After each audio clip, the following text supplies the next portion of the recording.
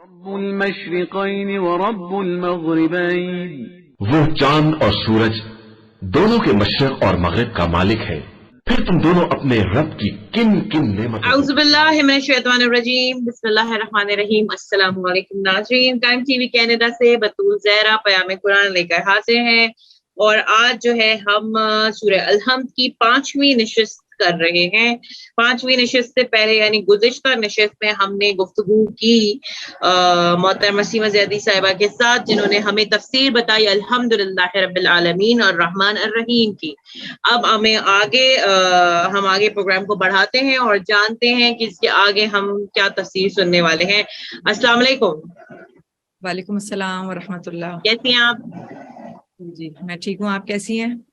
الحمدللہ۔ جی تو ہم نے گزشتہ نشست میں آپ سے جانا الحمدللہ رب العالمین الرحمن الرحیم، جس کی بہت ہی خوبصورت تفسیر آپ نے کی۔ اس کے آگے اب ہم آپ سے جاننا چاہیں گے۔ اعوذ باللہ من الشیطان الرجیم، بسم اللہ الرحمن الرحیم، الحمدللہ رب العالمین والصلاة والسلام علی محمد وآلہ الطیبین الطاہرین۔ عزیزان گرامی، سورۃ الحمد کے ذیل میں ہم نے اپنی گفتگو کو یہاں تک پہنچایا تھا کہ پروردگار عالم نے ہمیں وہ جملے، وہ کلمات عطا کیے کہ جن کے ذریعے ہم اس کی ربوبیت کا، اس کی خالقیت کا شکر ادا کر سکیں، اس کی بندگی کے لیے ہم حمد بجا لائیں، اس کی رحمانیت اور اس کی رحیمیت کا تذکرہ کرتے ہوئے۔ عزیزان، اس سے پہلے کہ میں کچھ اپنی بات کو آگے بڑھاؤں، ایک چیز کی میں تصحیح کرنا چاہوں گی، کریکشن کرنا چاہوں گی۔ یہاں پر الرحمن الرحیم نہیں ہے، بلکہ الرحمن الرحیم ہے۔ یعنی اگر ہم یہاں پہ رکتے ہیں الرحمن پہ تو اس کے آگے آیت کو مکمل ہونا چاہیے، جبکہ آیت کنٹینیو ہے، اور الرحمن الرحیم ملا کر جب ہم پڑھیں گے تو الرحیم کا الف لام ہم نہیں پڑھیں گے، ٹھیک ہے نا؟ تو اس طرح سے ہاں، اگر ایسا نہ ہو کہ ہماری ریڈنگ میں جو ہے وہ الرحمن الرحیم آئے، بلکہ اصل چیز کیا ہے؟ الرحمن الرحیم، الرحمن نر رحیم۔ نون جو ہے وہ نہیں، نون جو ہے وہ را کے ساتھ مل جائے گا، رے کے ساتھ۔ آپ دیکھیں، اگر آپ قرآن کو کھول کے دیکھیں تو الف لام کے اوپر کوئی حرکت نہیں ہے، کوئی بھی حرکت نہیں ہے الف لام کے اوپر نا، اور نون کے ساتھ رے جڑ جائے گا، جس پہ رے پہ تشدید ہے۔ تو جب کسی لیٹر کے اوپر تشدید ہوتی ہے تو وہ اپنے سے پچھلے والے لیٹر کے ساتھ ملا کر پڑھا جاتا ہے، اور اس کی اپنی ایک الگ بھی آواز ہوتی ہے جو رحیم کے اندر موجود ہے۔ تو میرا ایک سوال ہے یہاں پہ، جی پلیز، وہ پھر میرے ذہن سے نکل جائے گا۔ سوال یہ ہے کہ ہم بسم اللہ میں بھی اسی طرح استعمال کریں گے؟ جی بالکل بالکل، بسم اللہ الرحمن الرحیم، بسم اللہ الرحمن الرحیم، اور اس میں بھی الحمدللہ رب العالمین الرحمن الرحیم، صحیح پڑھا؟ جی جی، اس لیے کہ یہ پوری ایک آیت ہے الرحمن الرحیم۔ یہ اس میں بیچ میں یعنی کہ ایسا نہیں ہے کہ بیچ میں کوئی پاز ہے، ٹھیک ہے نا، کوئی ڈسکنیکشن نہیں ہے۔ تو یہ پوری ایک آیت ہے الرحمن الرحیم، صحیح، ٹھیک ہے نا؟ تو یہ ایک تصحیح ہو جائے آپ کی۔ اچھا، اس کے بعد ہم یہاں پر ہم نے اس کو کیا تھا کہ چونکہ یہ سورہ پروردگار عالم نے اس انداز میں نازل کیا ہے کہ یہ مخلوق خدا کا کلام ہے، ٹھیک ہے نا، اور پروردگار عالم سے مخاطب ہونے کے لیے جو اسلوب ہمارے پاس ہونا چاہیے وہ ہمیں خدا ہی نے عطا کیا ہے، خدا ہی نے دیا، آپ نے مجھے بتایا تھا۔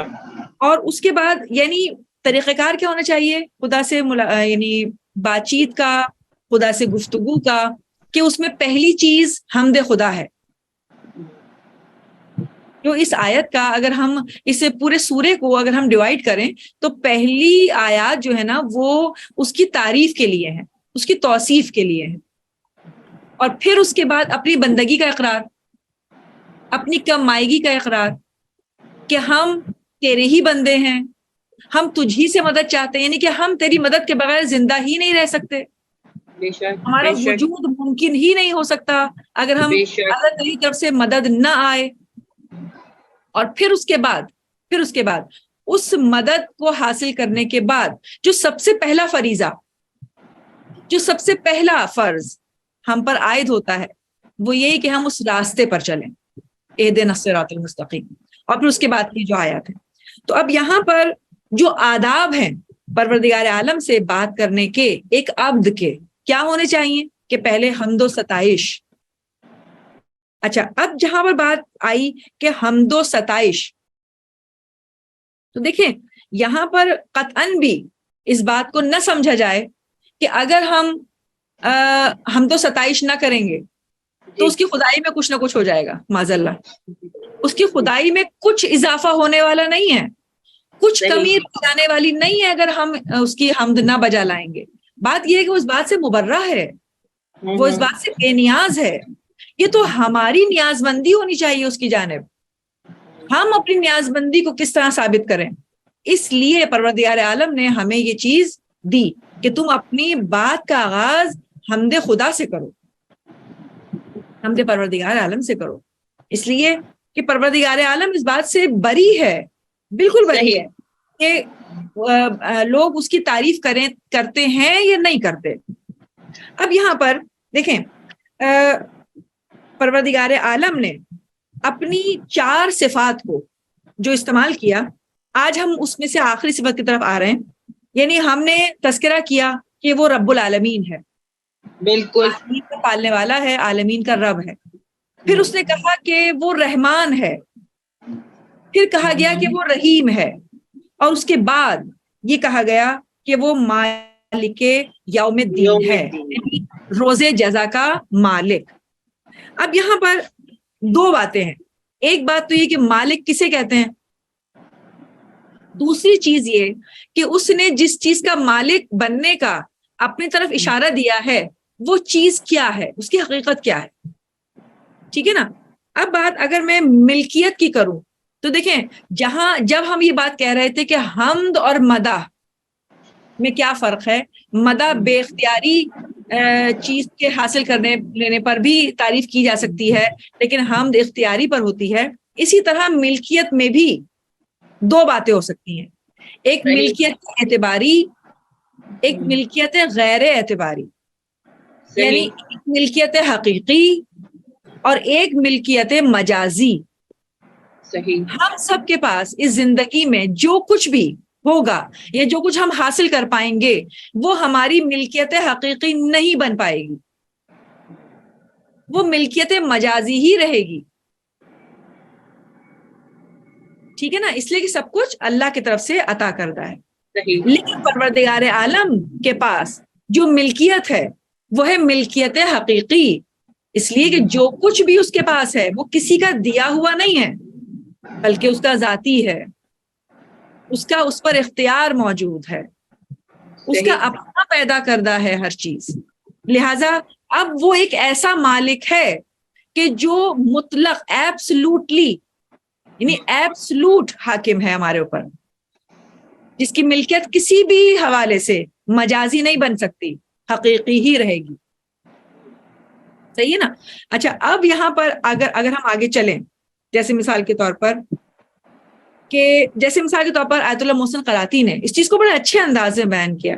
وہ کہتے ہیں کہ دیکھیں چونکہ پروردگار عالم ہر شے کا حقیقی مالک ہے، یہی وجہ ہے کہ اس نے یہاں پر جو اپنی ملکیت کے لیے یوم جزا کے ورڈ کو استعمال کیا، اس میں بہت بڑی حکمت ہے، اس لیے کہ دنیا میں مثال کے طور پر پائی جانے والی چیز تباہ ہو جائے گی، لیکن قیامت کے دن جو چیز بھی موجود ہوگی اس کو بقا ہے، اس کو بقا ہے۔ اور اس دن اگر کوئی اپنے آپ کو دعویٰ کرے کہ میں ہوں ان تمام چیزوں کا مالک، تو حقیقتاً مالک حقیقی وہ ہے، یعنی مثال کے طور پر میں آپ کو اس طرح سمجھاؤں کہ جیسے سورہ بقرہ میں پروردگار عالم نے کہا وَتَقَطَّعَتْ بِهِمُ الْأَسْبَابُ، یعنی اس دن یوم جزا کے دن تذکرہ ہو رہا ہے، یوم جزا کا یعنی قیامت کے دن کا، اس دن تمام واسطے اور تمام اسباب قطع ہو جائیں گے۔ اسی طرح کا مومنون کے اندر آیت نمبر 101 فلا انصاب بینہم، یعنی تمام رشتے اور حسب و نسب ختم ہو جائیں گے. اسی طرح کہا لا ینفع مال ولا بنون، مال اور اولاد کوئی فائدہ نہیں پہنچائیں گے. اب دیکھیں یہ وہ تمام پوزیشنز ہیں، ملکیتیں ہیں جو بظاہر ہم اس دنیا میں رکھتے ہیں. ٹھیک ہے نا، ہم مثال کے طور پر ایک جسم رکھتے ہیں، ہم ایک پوری کی پوری اپنی زندگی کا ایک اسٹرکچر رکھتے ہیں جس میں رشتے بھی ہیں، جس میں اولاد بھی ہے، جس میں ہماری بلانگنگز بھی ہیں، جس میں ہماری مادی اشیاء بھی ہیں اور بہت کچھ ہے. لیکن یہ سب کا سب کب تک باقی رہ پائے گا؟ ٹھیک ہے نا. یہاں پر جب وہ یہ کہتا ہے کہ مالک یوم الدین، میں یوم جزا کا مالک ہوں، یہ وہ نہج ہے ملکیت کی جس نہج پر کوئی بھی ذی روح اس کی برابری نہیں کر سکے گا. بے شک نہیں کر سکتا، بے شک. اگر وہ دنیا کی کسی بھی چیز کو یہ کہتا کہ میں اس کا مالک ہوں تو اس میں بھی ہم برابری نہیں کر پاتے. لیکن بہرحال دنیا میں ایک مجازی ملکیت کے طور پر ہی وہ چیز ہمیں حاصل رہی. ٹھیک ہے نا. لیکن وہ چیز کہ جو ایک نہج پر آ کر ہر ایک کی حدود سے باہر نکل جائے یا وہ اس کے ساتھ بے اختیار ہو جائے. مثال کے طور پر میری اولاد میں نے پیدا کی، لیکن میری اولاد، میری ہی اولاد قیامت کے دن میری نہیں بن پائے گی، مجھے اون نہیں کرے گی، میں اس کو اون نہیں کروں گی. میں ایکچولی یہاں کی بات تھوڑی سی قطع کلامی معاف، میں یہ بات ہمیشہ سوچتی تھی کہ ایسا کیوں ہوگا کہ ماں اولاد کو نہیں پہچاننے گی اور اولاد ماں باپ کو نہیں پہچانے گا، اون ہی نہیں کریں گے. تو پھر میں مطالعہ کر رہی تھی کہ عالم ارواح میں آخری 3 منٹ بک کا نام ہے. تو جب وہ اس میں بتایا ہے کہ اس کی یہ اوریجنلی ایک واقعہ ہے، بہت لمبی نہیں کر رہی میں، بہت شارٹ انداز میں بتا رہی ہوں. تو انہوں نے اس کا دم نکلا ہے، اس کو وہ وہاں تک گیا ہے، یعنی کہ منکر نکیر کے آنے کے بعد وہ اپنا نام اعمال ڈائری بڈائری، اینڈ وہ یہ بتا رہا ہے کہ وہ جب پیج پلٹتا ہے اور جس چیز کو منع کر رہا ہے نا کہ نہیں یہ میں نے نہیں کیا تھا، جیسے اسے یاد نہیں ہے، تو وہ بتا رہے کہ یوٹیوب کی طرح سائٹ پہ ویڈیو چل جاتی ہے اور میں ہی دکھ رہا ہوں اس کے اندر اور یہ سب کرتا ہوا دکھ رہا ہوں. تو وہاں پر ایک روح 5 سال سے ویٹ کر رہی تھی اس کے آنے کا. وہ سلسلہ کار یہ ہوگا کہ اگر معمولی سی بھی غیبت، اچھا انہوں نے نا قرآن کی آیتوں کے ساتھ سمجھایا ہے ہمیں کہ آپ مطلب اس کو سمجھیں. یہ شیعہ ہی کتاب ہے اور بہت ہی خوبصورت ہے، میں ریکمینڈ کروں گی کہ آپ اس کو ضرور پڑھیں. اور باقاعدہ میرا بی پی ڈراپ ہو جاتا ہے اس کو پڑھتے پڑھتے، مطلب میں اتنے خوف کے عالم میں چلی جاتی ہوں. تو اس میں ہے کہ آپ کے سارے اعمال تو ادھر ادھر چلے جائیں گے، تو جو آپ کے پاس بچیں گے تو آپ کے اولاد آ کے کہے گی کہ کیا آپ مجھے دے رہے ہیں، یا ماں کہے گی تو وہ پہچاننے سے ہی انکار کر دیں گے. یہ سلسلہ ہوگا، یہ ہو رہا ہوگا. مطلب بات یہ ہے کہ پہچان کی حد تک تو پہچان ختم نہیں ہو سکتی ہے. بالکل، میں وہ یہ پہچان ہے. ہاں مثال تو ایسا نہیں کہ میں اپنی اولاد کو نہ پہچانوں یا اولاد میری مجھے نہ پہچانے. بات یہ ہے کہ چونکہ وہ وقت اتنا بڑا نفس نفسی کا وقت ہوگا کہ مجھے ضرورت اپنے لیے ہے، اب میں کسی کو بھی دیکھوں گی تو اس کا مطلب ہے کہ میں اون ہی نہیں کر رہی کہ ٹھیک ہے میں تو تمہیں جانتی ہی نہیں ہوں. جیسے ہم دنیا میں کہہ دیتے ہیں اکثر، ہمیں کسی کی بات نہیں کہتے ہم تو آپ کو نہیں جانتے، کون ہے آپ. مطلب میں صرف مثال کے طور پر بات یہ ہے کہ چونکہ اس وقت وہ وقت ہوگا کہ جب مجھے اپنے انجام کی فکر ہو رہی ہوگی، میں چاہوں گی کہ میرا انجام بخیر ہو جائے، میں صرف اپنے بارے میں سوچوں گی، اس لیے ہم اور نہیں کریں گے کسی چیز کو. تو بات یہاں پر بھی یہی ہے کہ اس دنیا میں چاہے ہمارے پاس کچھ بھی حاصل ہو، لیکن اگر وہ ہمارے ہاتھ میں قیامت تک بھی رہا تو ملکیت بن گئی.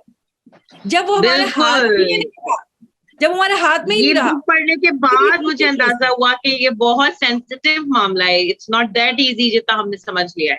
بالکل یہی وجہ ہے کہ پروردگار عالم نے اس نہج پر جا کر اپنی ملکیت کا اعلان کیا کہ تم کہو کہ میں یوم دین کا مالک ہوں، میں یوم جزا.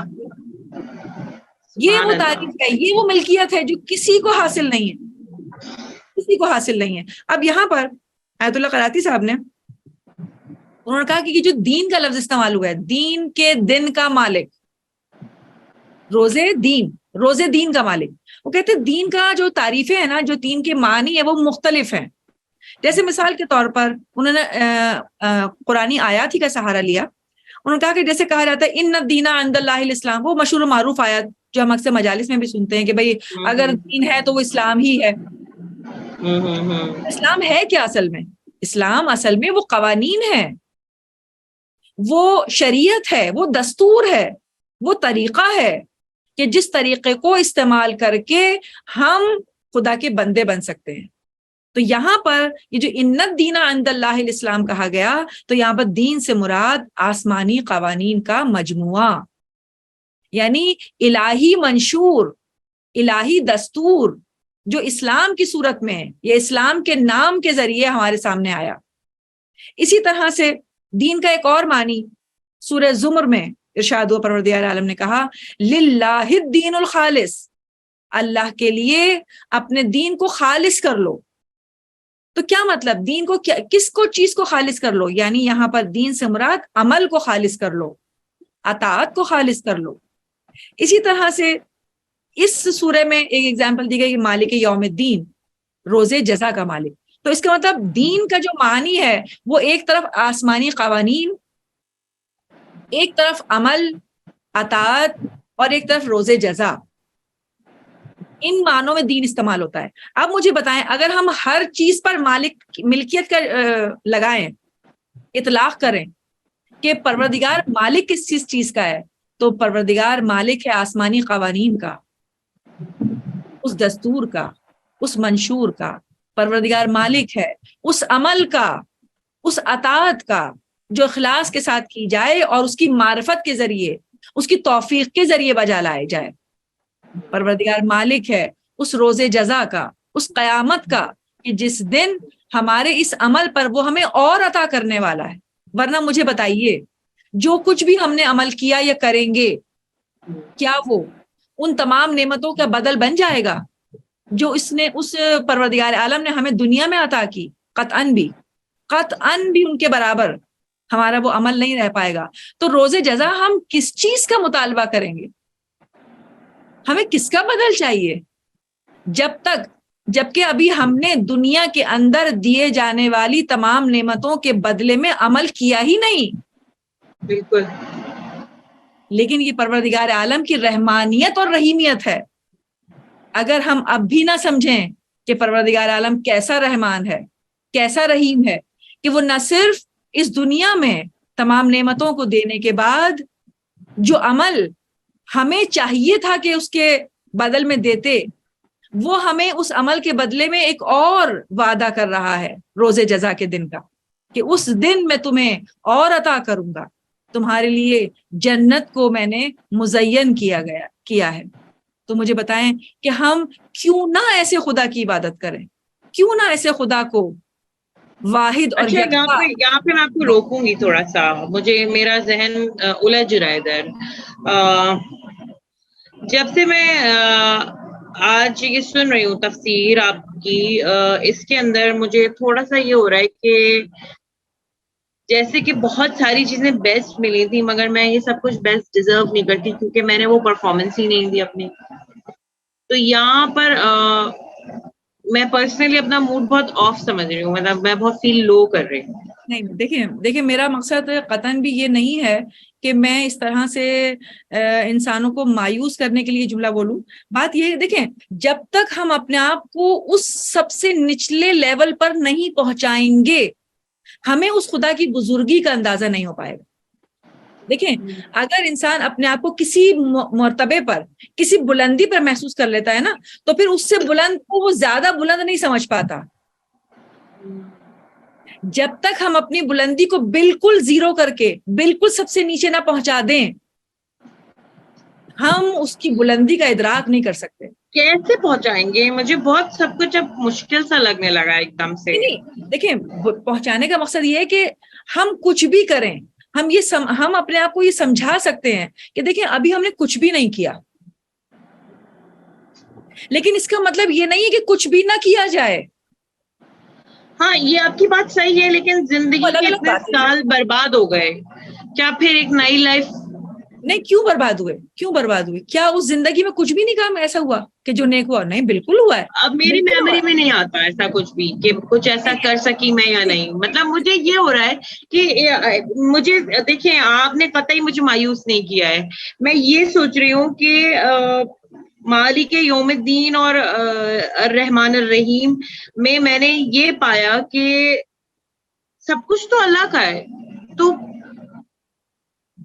میں سرنڈر کیوں نہیں کر سکی؟ مطلب میں کس وہم و گمان میں تھی، میں کس خام و خیالی میں چل رہی تھی. اور مطلب مجھے بہت زیادہ اس وقت بہت عجیب سا فیل ہو رہا ہے. کس طرح سمجھاؤں کہ مطلب ایک بہت ہی بیسٹ اسکول ملا، ایک بہت زبردست اپارچونیٹی ملی، اور میں ایک نالائق اسٹوڈنٹ رہی اس اسکول کے اندر. میں نہیں پڑھ سکی، میں اس کو اچیو ہی نہیں کر سکی کچھ بھی، اور وقت نکل گیا جیسے. نہیں دیکھیں آپ کیا سمجھ رہی ہیں کہ کیا خدا کے بہت مقرب ترین جو بندے تھے، کیا ان کی فیلنگز یہ نہیں تھی؟ کیا انہوں نے ان فیلنگز کا اظہار نہیں کیا؟ آپ مجھے بتائیں، ابھی آپ چوتھے امام کی دعاؤں کو تذکرہ کر رہی تھی، آپ نے ان دعاؤں کے پڑھنے کے بعد کیا محسوس کیا؟ یہ جملے کیا مولا نے ادا نہیں کیے؟ یعنی بظاہر تو ہمارے عقیدے میں یہ جملے ہمیں ادا کرنے چاہیے تھے، یہ جملے انہیں تو ادا کرنے ہی نہیں چاہیے تھے، لیکن انہوں نے بھی کیوں جملے ادا کیے؟ اس کا مطلب یہ ہے کہ اگر کوئی شخص امام کے رتبے پر ہی پہنچ جائے اور وہ یہ سمجھ لے کہ میں نے بہت کچھ کر لیا، تو اس کا مطلب وہ امام نہیں ہے.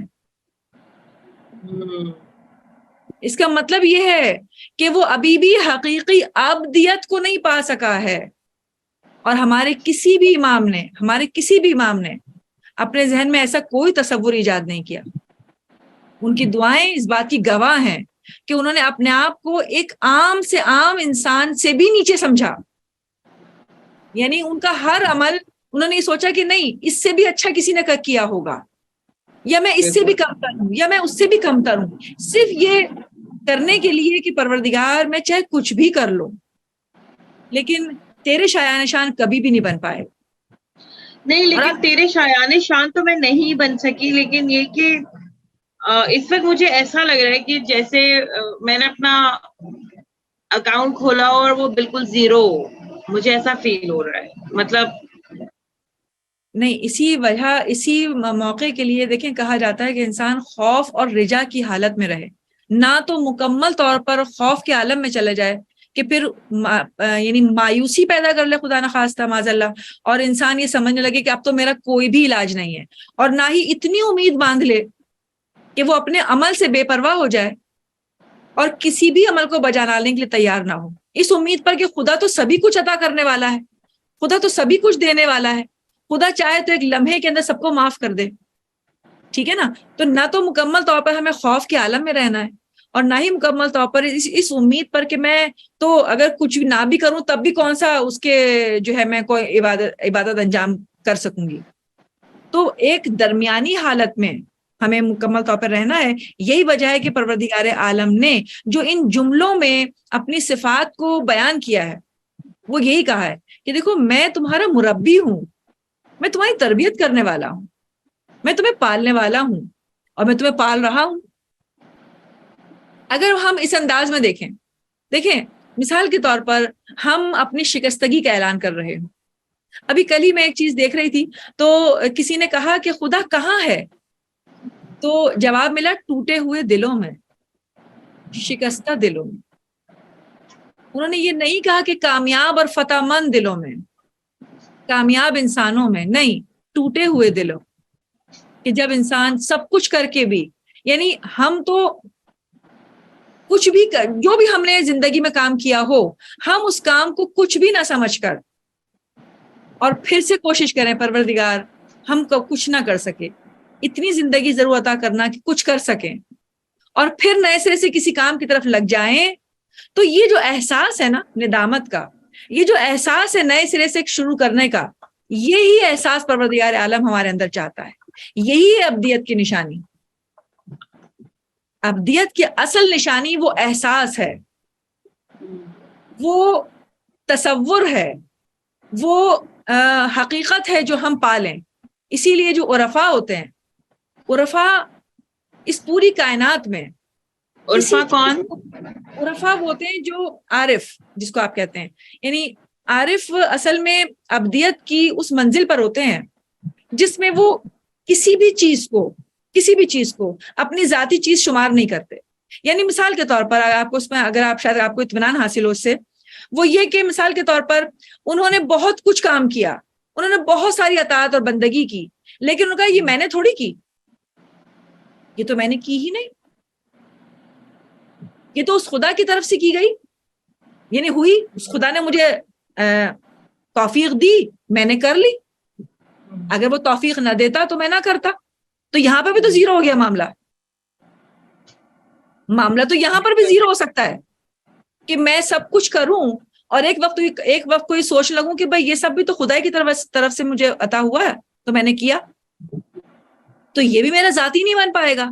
یعنی عارف ہی کہتا ہے سب کچھ خدا ہے، اور اب وہ سارے کاموں کو انجام دیتا ہوا، یعنی ان تمام واجبات اور محرمات کو یعنی واجبات کو ادا کرتا ہوا اور محرمات سے بچتا ہوا، ایک ایسے راستے پر اپنے آپ کو چلاتے ہوئے، صراط مستقیم پر چلاتے ہوئے اس نہج پر پہنچتا ہے کہ وہ یہ کہتا ہے کہ یہ پروردگار سب کچھ تیرا ہے، مجھے ہر چیز میں تیرا جلوہ نظر آتا ہے، مجھے ہر چیز میں تو نظر آتا ہے. یعنی میں اگر نماز پڑھوں تو مجھے سامنے نظر آتا ہے، میں اپنے آپ کو دیکھوں تو بھی میری توجہ تیری ہی جانب ہوتی ہے کہ یہ جسم، یہ جان تیری جانب سے ہے، تیری عطا کردہ ہے. یعنی میں جس چیز کو دیکھتا چلا جاتا ہوں مجھے تیرا جلوہ اور تیری جلوہ گری، تیری خالقیت نظر آتی چلی جاتی ہے، مجھے کوئی اور نظر نہیں آتا. یہاں تک کہ وہ اپنی ذات کو بھی نا مائنس کر دیتا ہے، فنا کر دیتا ہے. اس کو کہتے ہیں فنا فی اللہ ہونا، اللہ کی ذات میں اپنی ذات کو ختم کر دینا. دیکھیں، گناہوں کا اقرار کرنا یا ندامت کا اظہار کرنا، پشیمان ہونا ایک مرحلہ ہے، بہرحال ایک مرحلہ ہے، لیکن توبہ جو پروردگار عالم نے ہمیں عطا کی، یا وہ نیا حوصلہ یا وہ فکر، یہ خود پشیمانی کا احساس ہونا بھی لطف خدا ہے. واہ واہ واہ، جو اس نے ہمیں عطا کی ہے. تو دیکھیں نا، ہم کسی بھی لحاظ سے کسی بھی طرح خدا سے مبرہ نہیں ہو پائیں گے. بالکل صحیح، بالکل صحیح. بات یہ ہے کہ ہم اپنی کسی بھی چیز کو بہت کچھ نہ سمجھیں اور کرتے چلے جائیں. شاید اس بات پر راضی ہو جائے، شاید یہ بات پسند آ جائے، شاید یہ بات پسند آ جائے، اور اس نیت کے ساتھ آگے سے آگے بڑھتے چلے جائیں، تو پھر واقعی ہم کہہ سکتے ہیں کہ ہماری زندگی کا کوئی ایک ایسا عمل ضرور ہوگا کہ جو اتنا وزن ہوگا کہ ہمیں روز جزا مسرور کر دے گا، ہمیں روز جزا خوش کر دے گا. اب یہاں پر ٹائم میں خیال سے کافی زیادہ ہو گیا. جی بالکل ایسا ہی ہے. کیا ہم لوگوں نے مالک یوم الدین کی تفسیر پوری کر لی؟ جی تفسیر میری بس آج سے، ویسے تو بہت کچھ نہیں وہ میں بالکل، بیچ میں ڈسٹرب بھی ہو گئی میں کافی زیادہ. اور اچھا ہے، میں اپنے ذہن میں جو سوالات لاتی ہوں وہ میں اسی لیے آن دا اسپاٹ کرتی ہوں، کیونکہ ابھی میں اسٹوڈنٹ ہوں اور میں سیکھنے کے عمل میں ہوں، میں چیزیں اڈاپٹ کر رہی ہوں. جب سے میں نے تفسیر قرآن شروع کی ہے میں بہت ساری چیزیں اڈاپٹ کر چکی ہوں، بہت ساری عادتیں چھوڑ چکی ہوں جو مجھے قرآن سے حکم مل رہا ہے. یعنی اگر میں ترجمہ پڑھتی تو شاید میں کبھی بھی یہ ہدایت نہیں حاصل کر سکتی تھی جو تفسیر سے مل رہی ہے، جو آپ بہت سہل انداز میں اور آسان انداز میں بیان کر رہے ہیں. اسی لیے میں یہ بات اپنے جو ہے وہ بہن بھائیوں سے، اپنے چھوٹے بہن بھائیوں سے، کیونکہ جب میں اتنی کنفیوز ہوں اتنی زندگی گزار کے اب اس پوائنٹ پہ کنفیوز ہو رہی ہوں، تو جو ٹین ایجرز ہیں جو 20s میں چل رہے ہیں وہ کتنے کنفیوز ہوں گے، کیونکہ ان کے آگے تو بہت بڑی ایک لائف سٹارٹ ہو رہی ہے اور ان کو اپنی زندگی میں بہت کچھ آگے فیصلے لینے سب کرنے. تو یقیناً یہ قرآن ہماری رہنمائی کرے گا، اور یہ اگر اس کو اگر ہم اس انداز سے سنیں اور سنیں کیا مطلب یہ پروگرام ہی اٹ سیلف جو ہے وہ بہت ہی کام کا ہے.